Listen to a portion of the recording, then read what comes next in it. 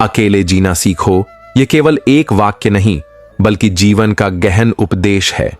जब हम अकेले रहना सीखते हैं तभी हमें अपने वास्तविक स्वरूप का बोध होता है। अक्सर लोग भीड़ में अपनी पहचान ढूंढते हैं, लेकिन आत्मा की पहचान तो तभी होती है जब हम स्वयं से संवाद करते हैं, स्वयं को समझते हैं। भगवद गीता में श्री कृष्ण अर्जुन से कहते हैं कि उद्धरेदात्मनात्मानम, अर्थात मनुष्य को स्वयं अपना उद्धार करना चाहिए। इसका अर्थ यही है कि आत्मनिर्भर बनो, अपने बल पर खड़े हो। जब हम अकेले चलना सीखते हैं तो भीतर की शक्ति जागृत होती है, और जब आत्मा जागती है तब दुनिया खुद हमें गंभीरता से लेने लगती है। अकेलापन डरावना नहीं होता यदि हम उसे साधना बना दें। बुद्ध ने भी गहन ध्यान की अवस्था अकेले में प्राप्त की थी। वे अकेले जंगल में बैठे, अपने अंतर्मन से जुड़े और संसार को ऐसा प्रकाश दिया जो युगों तक मार्गदर्शन करता रहा। जो व्यक्ति अकेले में स्थिर रह सकता है वह संसार की भीड़ में भी डगमग नहीं होता। उसकी वैल्यू इसलिए बढ़ती है क्योंकि वह निर्भर नहीं है, वह मांगता नहीं, देता है। उसकी उपस्थिति बोझ नहीं होती बल्कि एक प्रेरणा बनती है। इसलिए अकेले जीना सीखो।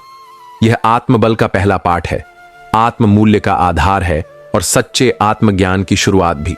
दोस्तों, जब हम अकेले चलना सीखते हैं तब हमारे कदम भले ही धीमे लगें, लेकिन वे दृढ़ होते हैं। अकेलापन हमें सिखाता है कि दूसरों के सहारे नहीं बल्कि अपने संकल्प के बल पर कैसे खड़ा हुआ जाता है। यह वह समय होता है जब व्यक्ति अपने भीतर झांकता है, अपने डर, अपने भ्रम और अपने मोह को पहचानता है। दोस्तों, दुनिया तब तक आपकी कीमत नहीं समझती जब तक आप स्वयं को मूल्यवान न मानो, और स्वयं का मूल्य तभी समझ आता है जब आप अकेले अपने जीवन की किताब पढ़ना शुरू करते हो। जब भी हम दूसरों की सहमति पर जीते हैं तो हम अपनी आत्मा को गिरवी रखते हैं, लेकिन जब हम अकेले निर्णय लेना, अकेले हार मानना और फिर उसी हार से कुछ सीख कर फिर उठना सीख जाते हैं, वहीं से आत्मसम्मान का जन्म होता है। दोस्तों, कभी कभी अकेले चलने वाले रास्ते सबसे कठिन होते हैं, लेकिन इन्हीं रास्तों पर वह मोती मिलते हैं जो भीड़ में कभी नहीं मिलते। श्री कृष्ण ने गीता में जो उपदेश दिया वह कुरुक्षेत्र के मैदान में दिया गया, लेकिन अर्जुन को उस उपदेश को आत्मसात करने के लिए भीतर अकेले उतरना पड़ा। वह क्षण जब सब कुछ धुंधला होता है, जब कोई साथ नहीं खड़ा होता, वही क्षण आत्म प्रकाश के द्वार खोलता है। दोस्तों, बुद्ध ने जब संसार को छोड़कर अकेले यात्रा शुरू की तभी वे सिद्धार्थ से बुद्ध बने। वे समझ गए कि भीड़ की पहचान से मुक्ति ही वास्तविक पहचान है। जब आप अकेले होते हैं तो आप अपने स्वभाव के रचयिता बनते हैं, किसी और की परछाई नहीं। दोस्तों, इसलिए अकेले चलो, क्योंकि हर महान परिवर्तन एकाकी यात्रा से ही प्रारंभ होता है। अकेलेपन से डरो मत, उसे अपनाओ। जब तुम खुद को गले लगाते हो तब दुनिया तुम्हारे चरणों में झुकती है। जो अकेले रहकर भी मुस्कुरा सकता है वही संसार को सच्चा आनंद देना जानता है। दोस्तों, बिल्कुल, आइए इस भावना को और अधिक गहराई और सौंदर्य के साथ आगे बढ़ाते हैं।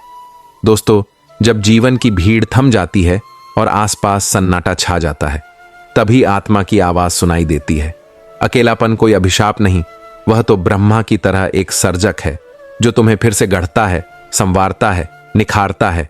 जो व्यक्ति अकेले जीना सीख जाता है वह किसी के पीछे भागता नहीं, क्योंकि उसे पता होता है कि पूर्णता भीतर ही है। दोस्तों, जिस दिन तुम भीड़ के बिना मुस्कुराना सीख लेते हो, उसी दिन से लोग तुम्हारे साथ होने की लालसा करने लगते हैं। जो आत्मनिर्भर होता है उसकी उपस्थिति में शांति होती है, आकर्षण होता है, क्योंकि वह किसी पर निर्भर नहीं होता। वह मांगता नहीं, इसलिए उसे खोने का भय भी नहीं होता। जब तुम अकेले रहते हो तब तुम्हें यह समझ आता है कि कौन सा दुख वास्तविक है और कौन सा केवल मन का भ्रम। गीता में श्री कृष्ण कहते हैं, योगस्थ कुरु कर्माणि, यानी स्थित प्रज्ञ होकर कर्म करो। यह स्थित प्रज्ञता तभी आती है जब तुम अकेले भीतर उतरते हो, जब तुम्हारा मन संसार के कोलाहल से मुक्त होता है। दोस्तों, दुनिया की हर बड़ी क्रांति अकेले व्यक्ति की सोच से शुरू हुई है। अकेलेपन में विचार जन्म लेते हैं, विचारों से संकल्प बनते हैं और संकल्प से इतिहास रचा जाता है। अकेला व्यक्ति जब अपने आत्मबल को पहचान लेता है तो वह किसी बादल की तरह नहीं, आकाश की तरह असीम हो जाता है। दोस्तों, और यही कारण है कि अकेले जीना सीखो। यह तुम्हारे आत्मविश्वास की नींव है, तुम्हारे चरित्र की चमक है और तुम्हारी कीमत का पैमाना भी। जब तुम अकेले खड़े रह सकते हो तभी लोग तुम्हारे साथ खड़े होना चाहेंगे। अगर तुम चाहो तो मैं इस पर एक सुंदर कथा भी रच सकता हूं जो इस उपदेश को जीवंत रूप में प्रस्तुत करे। दोस्तों, बिल्कुल, आइए अब इसे और अधिक भावात्मक, गहन और प्रेरणादायक रूप में रचते हैं, जैसे एक अंतरात्मा की पुकार हो। दोस्तों, अकेले जीना सीखो, क्योंकि यही आत्मा की सबसे पहली परीक्षा है और सबसे बड़ी विजय भी। जब तुम अकेले होते हो तब संसार की आवाजें धीमी हो जाती हैं और आत्मा की आवाज तेज। वही क्षण होता है जब तुम अपने असली रूप से मिलते हो। दूसरों की संगति में हम अक्सर चेहरे पहनते हैं, लेकिन अकेलेपन में हम अपनी आत्मा का चेहरा देख पाते हैं। दोस्तों, लोग अक्सर कहते हैं साथी जरूरी हैं, कोई हो जो समझे, कोई हो जो संभाले। लेकिन जीवन की सच्चाई यह है कि जब सबसे कठिन मोड़ आता है तब कोई साथ नहीं चलता।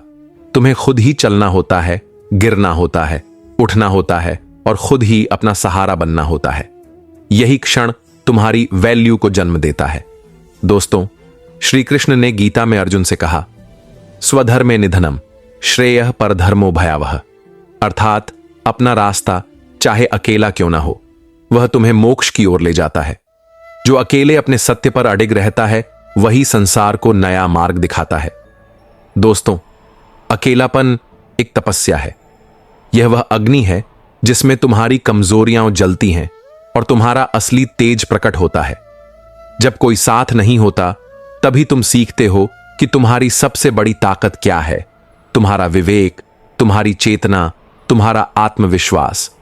दोस्तों, लोग तब तक तुम्हारी कद्र नहीं करते जब तक तुम खुद को साबित नहीं करते, और खुद को साबित करने का रास्ता अक्सर अकेलेपन की घाटियों से होकर गुजरता है। वह समय जब तुम दूसरों की तारीफ नहीं सुनते, न किसी की सहानुभूति पाते हो, बस अपने भीतर जल रही एक लौ से मार्ग ढूंढते हो। वहीं से तुम्हारे मूल्य की शुरुआत होती है। दोस्तों, जो अकेले खड़े रह सकता है वह कहीं भी टिक सकता है।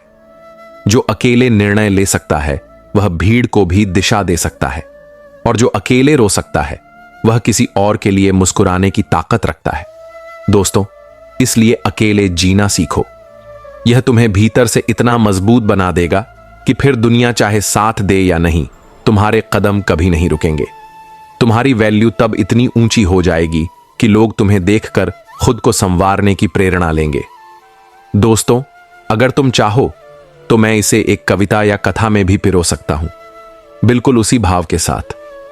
दोस्तों, बहुत सुंदर भाव है तुम्हारा। अब इसे एक गहरी और प्रेरणादायक कथा के रूप में प्रस्तुत करता हूं, जिससे यह उपदेश और भी प्रभावशाली हो जाए। नीरज एक साधारण युवक था जो हमेशा अपने दोस्तों, परिवार और समाज के सहारे जीता आया था। वह निर्णय लेने से डरता था, अकेले रहना उसे बोझ लगता था और हर कदम पर वह किसी न किसी की राय का मोहताज रहता था। वह भीड़ में रहता मगर भीतर से खाली महसूस करता था। उसे लगता था कि जितने ज्यादा लोग उसके आसपास होंगे उतनी ज्यादा उसकी अहमियत होगी। दोस्तों, एक दिन उसकी जिंदगी में एक ऐसा मोड़ आया जब उसके अपने ही लोग उससे दूर होने लगे। कुछ गलतफहमियां, कुछ असफलताएं और कुछ अपनों की उपेक्षा, सब ने मिलकर नीरज को बिल्कुल अकेला कर दिया। पहले तो वह टूटा, बिखरा और खुद को कोसने लगा। उसे लगा अब जीवन व्यर्थ है। लेकिन फिर एक रात वह नदी के किनारे बैठा था, चुपचाप आकाश की ओर ताकते हुए। दोस्तों, उस शांत क्षण में उसने पहली बार भीतर से एक आवाज सुनी, क्या तुम वाकई इतने निर्बल हो कि अकेले नहीं चल सकते? वह चौंका। यह आवाज किसी और की नहीं, उसकी अपनी आत्मा की थी। दोस्तों, उस दिन से नीरज ने एक निर्णय लिया। अब वह किसी का इंतजार नहीं करेगा, किसी पर निर्भर नहीं रहेगा। उसने सुबह जल्दी उठना शुरू किया, ध्यान करना शुरू किया, किताबें पढ़ीं और अपने भीतर की शक्तियों को पहचानना शुरू किया। शुरुआत में यह सफर कठिन था, अकेलापन चुभता था, मगर अब वह उससे भागता नहीं था। वह उस अकेलेपन को समझने लगा, उसे जीने लगा। दोस्तों, धीरे धीरे वह आत्मनिर्भर होता गया। उसे दूसरों की राय की जरूरत नहीं रही, क्योंकि वह खुद से बात करना सीख चुका था। वह खुद से खुश रहने लगा और यहीं से उसके व्यक्तित्व में वह चमक आ गई जो पहले कभी नहीं थी। अब लोग उसकी बातें ध्यान से सुनते, उसकी सलाह मानते और उसकी उपस्थिति को सराहते। वही नीरज जिसे कभी भीड़ की जरूरत होती थी, अब खुद भीड़ को दिशा देने वाला बन चुका था। दोस्तों, एक दिन एक पुराना मित्र मिला और बोला, तू पहले जैसा नहीं रहा, अब तो लोग तुझसे प्रेरणा लेते हैं। ये कैसे हुआ? नीरज मुस्कुराया और बस इतना कहा, अकेले जीना सीख लिया है। दोस्तों, इस कथा के माध्यम से यही सत्य प्रकट होता है कि जब तक हम अकेले चलना नहीं सीखते, तब तक हमारी पहचान किसी और के साए में ही रहती है। लेकिन जैसे ही हम अपने भीतर के सूरज को पहचान लेते हैं, तब बाहरी दुनिया खुद ब खुद रोशन होने लगती है। दोस्तों, बिल्कुल, चलिए नीरज की इस यात्रा को और आगे बढ़ाते हैं, जहां उसका एकाकीपन साधना बन जाता है और वह आत्मविकास के उच्च शिखरों तक पहुंचता है। नीरज अब पहले जैसा नहीं रहा था। जो अकेलापन कभी उसे खला करता था, अब वही उसकी सबसे बड़ी पूंजी बन गया था। वह गांव छोड़कर एक छोटे से पहाड़ी आश्रम में रहने लगा था, जहां न कोई शोर था, न कोई भीड़, बस प्रकृति की नीरवता और आत्मा की पुकार। दोस्तों, वहां वह हर दिन सुबह सूरज से पहले उठता, एक पीपल के नीचे ध्यान करता और फिर नदी किनारे बैठकर अपनी डायरी में विचार लिखता। उसके विचार अब सिर्फ उसके नहीं रह गए थे, वे ब्रह्मांड की चेतना से जुड़े हुए अनुभव बन गए थे। दोस्तों, धीरे धीरे गांव में उसकी चर्चा होने लगी। लोग कहते, नीरज अब सन्यासी हो गया है। लेकिन नीरज को सन्यास का अर्थ दिखावा नहीं, भीतर का जागरण लगता था। वह किसी वेशभूषा में नहीं बदला, न कोई घोषणा की, बस उसने अपने भीतर के द्वार खोल दिए थे। दोस्तों, एक दिन गांव से एक युवक आया, बेचैन और परेशान। उसने कहा, नीरज भैया, मैं बहुत टूट गया हूं, सब कुछ खो चुका हूं, कोई रास्ता नहीं सूझता। नीरज ने मुस्कुराकर उसकी आंखों में देखा और कहा, अकेले चलना आता है? वह युवक बोला, नहीं भैया, डर लगता है। नीरज ने उसे अपने पास बैठाया और कहा, डर लगेगा, बिल्कुल लगेगा, पर उसी डर के पार जो शक्ति है, वही तुम्हें स्वयं का साक्षात्कार कराएगी। जब तुम भीतर उतरोगे, तब समझोगे कि दुनिया की सबसे बड़ी ताकत, सबसे गहरी शांति और सबसे असली वैल्यू तुम्हारे अकेलेपन में छुपी है। दोस्तों, उस दिन उस युवक ने भी वहीं रुकने का निर्णय लिया। फिर धीरे धीरे और लोग आने लगे, लेकिन नीरज ने कभी आश्रम नहीं बनाया, कभी शिष्य नहीं बनाए। उसने बस इतना किया, लोगों को उनके अकेलेपन से मिलवाया, जैसे किसी को अपने ही प्रतिबिंब से जोड़ देना। दोस्तों, वर्षों बाद जब कोई पूछता, नीरज जी, आपने जीवन में क्या प्राप्त किया, वह बस मुस्कुराते और कहते, मैंने स्वयं को पाया है। जब भीड़ ने साथ छोड़ा, तब अकेलेपन ने मुझे मेरी आत्मा से मिलाया, और अब जो हूं वो किसी की देन नहीं, वो मेरी एकाकी यात्रा की तपस्या है। दोस्तों, इस प्रकार नीरज की यह यात्रा केवल उसके जीवन की नहीं रही, वह एक मार्ग बन गई उन सभी के लिए जो जीवन की भीड़ में खो गए थे और अपनी असली पहचान की तलाश में थे। दोस्तों, चलो अब इसी बात को आज के समय की जमीन पर उतारते हैं, जहां मोबाइल की स्क्रीन से ज्यादा गहराई में शायद ही कोई देखता है और रिश्तों की डोर सोशल मीडिया की लाइक पर टिकी होती है। रोहित एक स्मार्ट, पढ़ा लिखा लड़का था, मल्टीनेशनल कंपनी में काम करता था, दोस्तों की कमी नहीं थी, इंस्टाग्राम पर हजारों फॉलोअर्स थे, बाहर से सब कुछ चमकता था, लेकिन भीतर एक खालीपन था जिसे वह खुद भी समझ नहीं पाता था। हर वीकेंड वह किसी पार्टी में होता, हर शाम किसी चैट पर उलझा होता, लेकिन जब रात को फोन साइलेंट होता और कमरे की लाइट बंद होती, तब सन्नाटा उसे घूरता था। वही सन्नाटा जिससे वह हर दिन भागता था, किसी और की आवाज में अपनी बेचैनी को छुपाता था। एक दिन ऑफिस में उसका प्रमोशन रुक गया, कुछ दोस्तों ने दूरी बना ली, रिश्ते भी बिखरने लगे। वो पहली बार इतना अकेला महसूस करने लगा कि उसे लगा अब सब कुछ खत्म हो रहा है। लेकिन इसी अकेलेपन में उसने एक शाम खुद से एक सवाल किया, क्या मैंने कभी खुद से दोस्ती की है? उस सवाल ने उसे तोड़ने की बजाय धीरे धीरे जोड़ना शुरू कर दिया। उसने पार्टी छोड़कर पार्क में अकेले टहलना शुरू किया, इंस्टाग्राम बंद कर किताबें पढ़नी शुरू की। पहले उसे यह सब बोरिंग लगा, लेकिन जैसे जैसे वह खुद से जुड़ने लगा, उसे महसूस हुआ कि भीड़ में खोना कितना आसान था और खुद को पाना कितना सच्चा। अब उसे किसी से वैलिडेशन नहीं चाहिए थी, न लाइक, न कमेंट, न तारीफ। वह अब अपने लिए जी रहा था। उसकी आंखों में गहराई आ गई थी, बातों में स्थिरता और मुस्कान में शांति। वही रोहित जो कभी भीड़ का हिस्सा था, अब अकेले बैठकर भी रोशनी बन गया था। अब जब लोग उससे मिलते हैं तो कहते हैं, तू पहले से अलग दिखता है, क्या हुआ? वो हल्के से मुस्कुराता है और कहता है, अकेले जीना सीख लिया है, अब जिंदगी भी मुझे गंभीरता से लेने लगी है। यही है आज की दुनिया का सबसे बड़ा सत्य। जब तक तुम खुद के साथ नहीं बैठ सकते, तब तक कोई भी रिश्ता, कोई भी सफलता तुम्हें संपूर्णता नहीं दे सकती। और जब तुम अकेले बैठकर भी शांत हो जाते हो, तभी तुम्हारी असली वैल्यू शुरू होती है।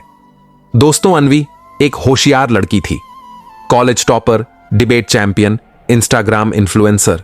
हर समय उसके आसपास लोग रहते, हर तस्वीर पर 100 कमेंट्स, हर दिन कोई नया शोर। बाहर से वह सबकी फेवरेट थी, लेकिन अंदर वह खुद की आवाज तक नहीं सुन पाती थी। दोस्तों, उसकी दिनचर्या कुछ ऐसी थी। सुबह उठते ही मोबाइल, फिर कॉलेज, फिर शूट्स, फिर स्टोरीज, फिर रात को व्हाट्सएप चैट्स।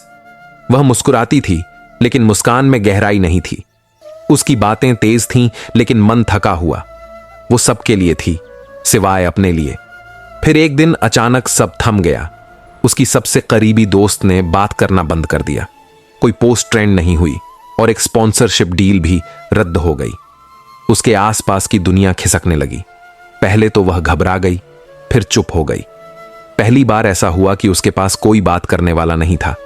उस रात उसने फोन साइड में रख दिया, लाइट बंद की और खिड़की से बाहर देखा। शहर की रोशनी में कुछ अधूरा सा दिख रहा था, लेकिन चांद पूरा था, शांत, अकेला और फिर भी उजला। उसे पहली बार महसूस हुआ कि शायद रोशनी के लिए भी अकेलापन जरूरी होता है। दोस्तों, अगले दिन से उसने कुछ नया करना शुरू किया। वह सुबह जल्दी उठती, फोन ऑफ रखती, खुद के लिए लिखना शुरू किया। कविता, डायरी, सोच, जो भी मन से निकला कागज पर उतारने लगी। कुछ दिन लगे, लेकिन फिर उसकी खामोशी ने बोलना शुरू किया। दोस्तों, अब अनवी वही थी, पर और गहरी और सच्ची। वह फिर से सोशल मीडिया पर लौटी, लेकिन अब सिर्फ दिखाने के लिए नहीं, बांटने के लिए। उसकी पोस्ट अब ट्रेंड नहीं होती थी, लेकिन जिसने भी पढ़ा उनके दिल में उतर जाती थी। दोस्तों, किसी ने एक बार उससे पूछा, तू अब इतनी शांति में कैसे रह लेती है? उसने मुस्कुराकर जवाब दिया, पहले मैं सबके साथ होकर भी खोई हुई थी, अब मैं अकेली होकर भी पूरी हूं। दोस्तों, अनवी की कहानी आज की हर उस लड़की की है जो बाहर की चकाचौंध में भीतर की आवाज खो देती है, लेकिन जो अकेले बैठकर खुद से मिलने का साहस कर लेती है, वह फिर किसी की परछाई नहीं बनती, वह खुद एक रोशनी बन जाती है। दोस्तों, और यही रोशनी है आत्मबल, यही मूल्य है जीवन का। दोस्तों, अगर तुम कहो तो अनवी की इस यात्रा को और आगे ले चलूं, जैसे वो अपनी इस अनुभूति को किसी पुस्तक में ढाल दे या फिर अपने जैसे औरों के लिए कोई मंच बना दे। दोस्तों, बिल्कुल, अब एक और कहानी रचते हैं। इस बार एक ऐसे लड़के की जो दिखने में आम है, लेकिन उसका अकेलापन उसे असाधारण बना देता है। दोस्तों, आरव एक शांत किस्म का लड़का था। न ज्यादा बोलता, न ज्यादा घुलता। कॉलेज में था, पर लोगों की नजरों में बस एक और स्टूडेंट। उसके कोई खास दोस्त नहीं थे, न कोई गर्लफ्रेंड, न पार्टियों का शौक। लोग अक्सर कहते, ये तो बड़ा बोरिंग है। दोस्तों, पर आरव को उनकी बातों से फर्क नहीं पड़ता था। उसके दिन किताबों, म्यूजिक और अपनी छत पर बीतते थे। हां, उसकी छत। वहां वो रोज शाम को बैठता, आसमान से बातें करता, कभी कुछ सोचता, कभी कुछ लिखता। वहीं अकेले में उसकी दुनिया बसती थी। दोस्तों, शुरुआत में यह आदत बस एक आदत थी, लेकिन धीरे धीरे वह छत उसका आश्रम बन गई। वहां उसे किसी से कुछ साबित नहीं करना था, न कोई फिल्टर, न कोई दिखावा। उसने अकेले में बैठकर वो बातें समझी जो शोर में खो जाती है, जैसे जीवन की सच्चाई, रिश्तों की गहराई और खामोशी की आवाज। दोस्तों, वक्त गुजरता गया। लोग अपने करियर में दौड़ने लगे, आरव चलता रहा, धीरे मगर गहराई में। वह सोशल मीडिया से दूर रहा, लेकिन उसकी डायरी में कहानियां बनती रहीं। फिर एक दिन उसने अपनी लिखी कहानियों की एक छोटी सी किताब खुद ही छपवा ली। दोस्तों, शुरू में किसी ने नोटिस नहीं किया, लेकिन एक लेखक मीटअप में किसी ने उसकी किताब पढ़ी और फिर चीजें बदलने लगीं। अब लोग उसे जानने लगे, उसके लिखे शब्द लोगों के दिलों को छूने लगे। वो आरव, जिसे कभी बोरिंग कहा गया था, अब सोचने वाला लेखक बन चुका था। दोस्तों, एक पत्रकार ने उससे पूछा, तुमने ये सब कहां से सीखा? आरव ने अपनी छत की ओर इशारा किया और कहा, वहीं से जहां मैं सालों से अकेला बैठा रहा, चुप लेकिन सच के करीब। आरव की कहानी यह सिखाती है कि आज की तेज रफ्तार दुनिया में जो ठहरना सीख जाता है वही आगे निकल जाता है। अकेलापन कोई कमजोरी नहीं, वो तो एक गुप्त शक्ति है जो किसी को भी साधारण से विशेष बना सकती है। बस शर्त इतनी है कि तुम उस शांति से भागो मत। दोस्तों, आज की वीडियो में बस इतना ही। हम आपसे मिलते हैं नेक्स्ट वीडियो में। साथ ही आपके अपने भक्ति के रंग चैनल को सब्सक्राइब, लाइक, शेयर करना भूले। आपको हमारी ये वीडियो कैसी लगी हमें कमेंट बॉक्स में जरूर बताएं। आप सभी खुश रहे, इसी कामना से आप सभी से विदा लेते हैं। आप सभी खुश रहे। जय श्री राधे कृष्णा।